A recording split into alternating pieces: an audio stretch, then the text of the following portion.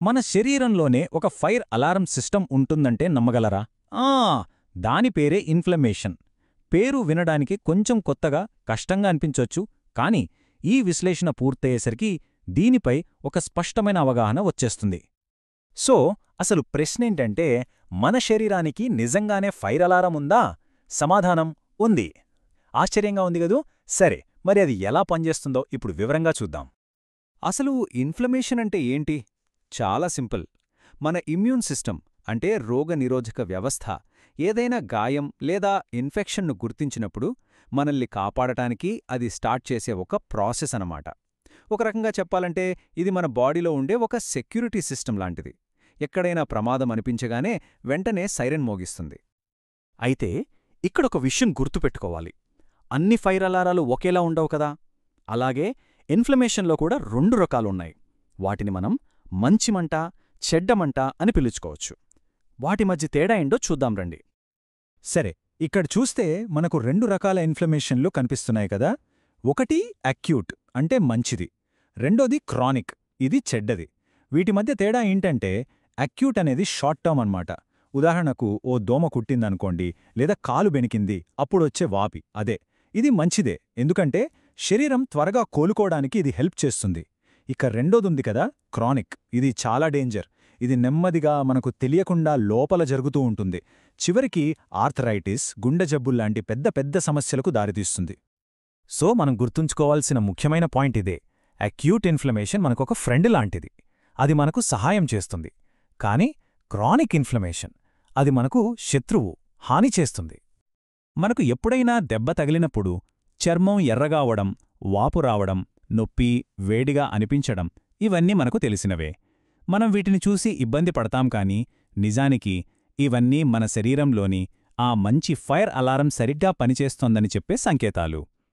ఆ అలారం మోగడం వల్లే మన శరీరం హీలింగ్ ప్రాసెస్ మొదలుపెడుతోంది.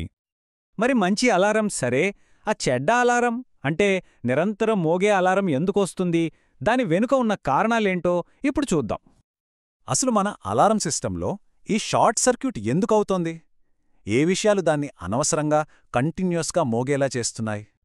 ఇవే ఆ కారణాలు. ప్రాసెస్ చేసిన ఆహారం, జంక్ ఫుడ్, ఎక్కువగా చక్కెర తినడం, ఊబకాయం, నిరంతర ఒత్తిడి, పొల్యూషన్, స్మోకింగ్, ఇంకా సరిగ్గా నిద్రపోకపోవడం ఇవన్నీ మన శరీరంలోని అలారంను అనవసరంగా మోగిస్తూనే ఉంటాయి. కొన్నిసార్లు మనకు ఎందుకో నీరసంగా, ఏకాగ్రత కుదరనట్లు అనిపిస్తుంది కదా. దానికి కారణం లోపల జరిగే ఈ ప్రాసెస్సే కావచ్చు.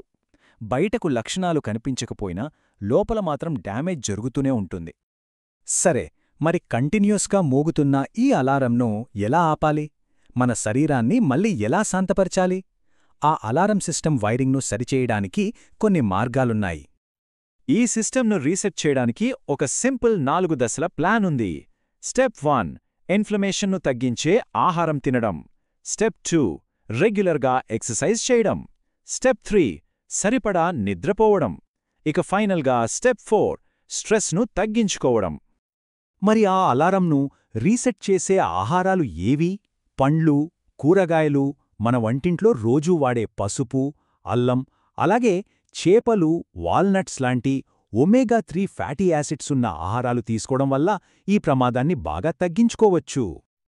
ఒకవేళ ఇవన్నీ గుర్తుపెట్టుకోవడం కష్టంగా ఉందనుకోండి, ఈ యొక్క సింపుల్ రూల్ పాటిస్తే చాలు. ఫాస్ట్ ఫుడు, ప్రాసెస్ చేసిన ఆహారాలు, ఇంకా ఎక్కువగా చక్కెర ఉన్న వాటికి దూరంగా ఉండండి. ఇది చాలా వరకు సహాయపడుతుంది. ఇక ఈ విశ్లేషణను ముగించే ముందు ఇన్ఫ్లమేషన్ గురించి ఉన్న ఒక పెద్ద అపోహను తొలగించుకుందాం. చాలామంది ఏమనుకుంటారంటే ఇన్ఫ్లమేషన్ అంటే ఎప్పుడూ చెడ్డదే అని. కానీ అది పూర్తిగా నిజం కాదు. ఎందుకంటే అసలు విషయం వేరే ఉంది. సో ఇక్కడ కీలకమైన పాయింట్ ఇదే. ప్రమాదం జరిగినప్పుడు టెంపరరీగా మోగే అలారం మన ఆరోగ్యానికి చాలా అవసరం. కానీ ఎలాంటి కారణం లేకుండా కంటిన్యూస్గా మోగే అలారం మన ఆరోగ్యానికి పెద్ద ప్రమాదం. ఒకవేళ వాపు, నొప్పి లేదా జ్వరం లాంటి లక్షణాలు కొన్ని రోజుల కంటే ఎక్కువ కాలం కంటిన్యూ అయితే దాన్ని అస్సలు అశ్రద్ధ చెయ్యొద్దు. వెంటనే డాక్టర్ను కలవటం చాలా ముఖ్యం. చివరిగా ఒక ప్రశ్న. మన శరీరంలో ఉన్న ఈ ఫైర్ అలారం సిస్టమ్, దీని కంట్రోల్ మన చేతుల్లో ఉందా? ఇప్పటిదాకా మనం తెలుసుకున్న విషయాలని బట్టి చూస్తే సమాధానమేంటి? ఖచ్చితంగా ఉంది. సరైన జీవన శైలి, మంచి ఆహారపు అలవాట్ల ద్వారా ఆ కంట్రోల్ పూర్తిగా మన చేతుల్లోనే ఉంటుంది.